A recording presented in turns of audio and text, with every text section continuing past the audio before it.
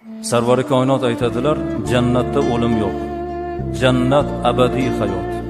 Jannatga kirgan odam o'zi uchun beriladigan hurni ko'rib, u hurning husni jamoliga hayrati oshib, hayratlanib o'lib qolgan bo'lar ekan.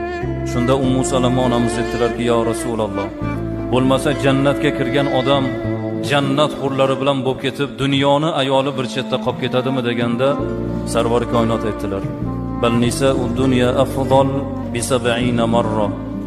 Dunyoni ayoli jannatning huridan 70 karra a'lo, go'zal, malohatli bo'ladi dedilar. Nima sababdan ey Allohning rasuli dedilar onamiz.